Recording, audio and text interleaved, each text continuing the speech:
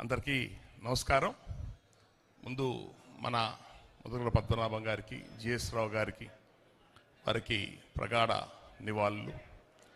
అయ్యా, ఈ ముందు ఉన్న వాళ్ళు కొంచెం మాట్లాడబాకండి దయచేసి.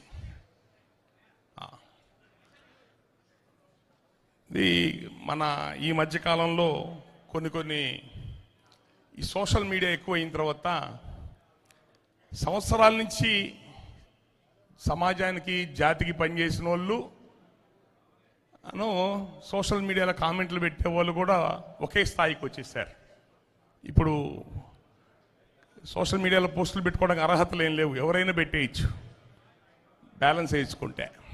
సంవత్సరాల నుంచి పనిచేసిన వాళ్ళు అది ఎంతో క్రెడిబిలిటీ, ఎన్నో సంవత్సరాల వాళ్ళ జీవిత త్యాగాలు ఉంటేనే ఒకప్పుడు ఏదైనా పెద్ద పెద్ద కార్యక్రమాల్లో బయటికి రావడం ఉండేది. ఇప్పుడు పెద్ద చిన్న లేకుండా ఎటుపడితే వాతావరణం వెళ్తుంది. అక్కడ కొంతమంది చిన్నపిల్లలు తెలిసి తెలియక పద్మనాభం గారనో రెడ్డనో ఇలాంటంటే కొంచెం బాధేసి, అంటే మేము కులం కోసం పనిచేస్తున్న వాళ్ళం, మాకు ఇదేంటి రేపు పొద్దున కులం కోసం పనిచేసే వాళ్ళు మమ్మల్ని కూడా ఇట్లాగే ఎవరు పడితే వాళ్ళు ఏదైనా మాట్లాడతారా, మేము ఎందుకు పనిచేస్తున్నామని మనసు బాధేసింది. కానీ ఈరోజు ఈ సభను చూసిన తర్వాత సమాజానికి పనిచేసిన వాళ్ళు, జాతి కోసం నిలబడే వాళ్ళకి ఎప్పుడుగా గుర్తింపు ఉంటుంది. అంత అద్భుతంగా ఈరోజు రాజమండ్రిలో మా రాజమండ్రి కాపు సంఘం పెద్దలందరూ కలిసి, అలాగే అన్ని రాజకీయ పార్టీ పెద్దలందరూ కూడా కలుపుకొని ఒక మంచి అద్భుతమైన అన్ని పార్టీలకు అతీతంగా, రాజకీయాలకు అతీతంగా, అన్ని వర్గాలకు గ్రూపులకు అతీతంగా అద్భుతమైన వేల మందితో ఇంత మంచి కార్యక్రమం ఏర్పాటు చేసిన మీకు ముందు ధన్యవాదాలు.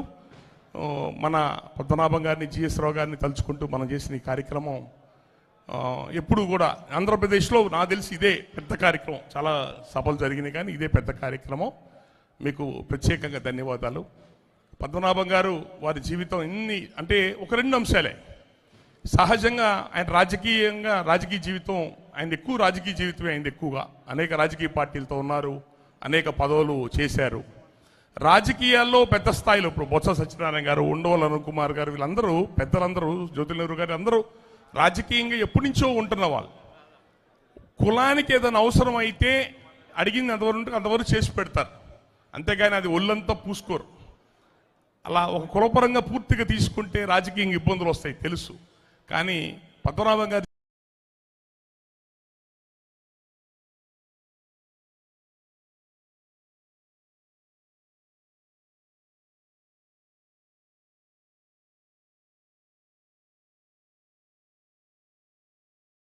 కానీ వాళ్ళ నియోజకవర్గాలకు వచ్చేటప్పటికి మిగతా వర్గాల నుంచి, కులాల నుంచి ఓట్లు తగ్గిపోతుంటాయి.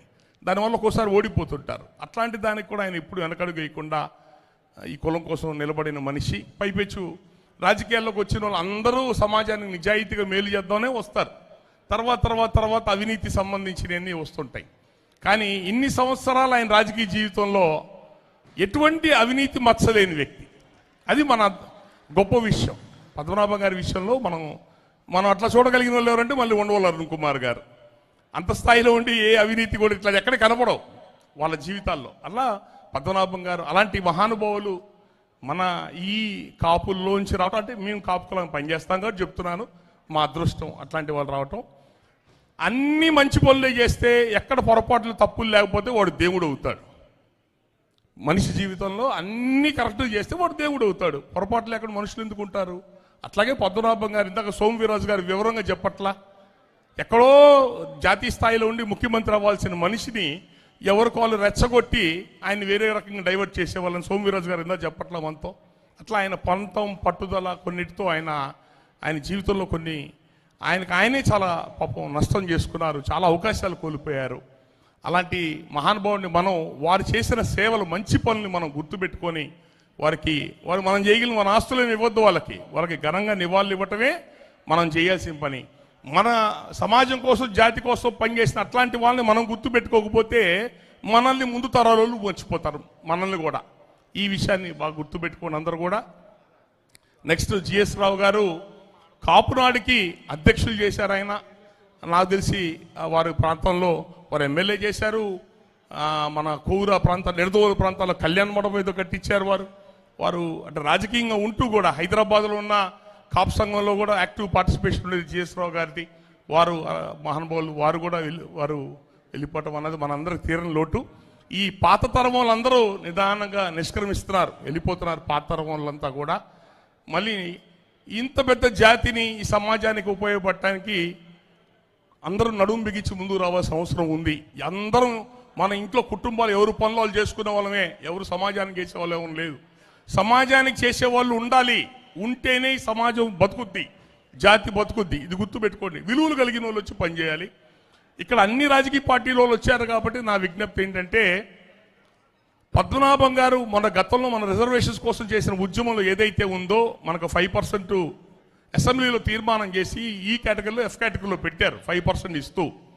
అది కేంద్ర ప్రభుత్వానికి సంబంధం లేదు, రాష్ట్ర ప్రభుత్వానికి. కాబట్టి దయచేసి ఇప్పుడున్న ప్రభుత్వంతో పార్టీలకు అత్యంగా అందరూ కూడా పెద్దలందరూ కూడా ఇప్పుడున్న ప్రభుత్వంతో మాట్లాడి మన ఫైల్ కొంచెం ముందుకు జరపగలిగితే పద్మనాభం గారికి ఆయన ఆత్మ సంతోషిస్తుంది. ఆయన పోరాటం చేసింది దానికే వస్తుమే కదా. అట్లాగే కాపు కార్పొరేషన్ సంబంధించి 2 ఏళ్ళలో ఒక్క రూపాయి రిలీజ్ చేయాల. 3,000 కోట్లు ఇస్తున్నారు సంవత్సరానికి, 6,000 కోట్లు రూపాయి కూడా 6,000 కోట్లు వద్దబ్బాయి, 600 కోట్లు ఇవ్వండి చాలు డబ్బులు లేకపోతే. దయచేసి ఇప్పుడు అన్ని రాజకీయ పార్టీల పెద్దలు ఇక్కడ ఉన్నారు, పార్టీలకు అతీతంగా ఇప్పుడున్న ప్రభుత్వంతో మాట్లాడండి. రిజర్వేషన్ ఫైల్ను మూవ్ చేయడానికి ప్రయత్నం చేయండి. కాపు కార్పొరేషన్ నిధులు ఇట్లాంటి వాటిని కొద్దిగా వచ్చేటట్టు చూడండి. ఇది పద్మనాభం గారి కోరికలు ఇవి. ఆ కోరిక అవి ఎంతో కొంత నెరవేరితే ఆయన ఆత్మ శాంతి ఇస్తుంది. కాబట్టి ఆ విషయంలో పెద్దలందరూ నడుము బిగించాలని కోరుకుంటున్నాను. Thank you.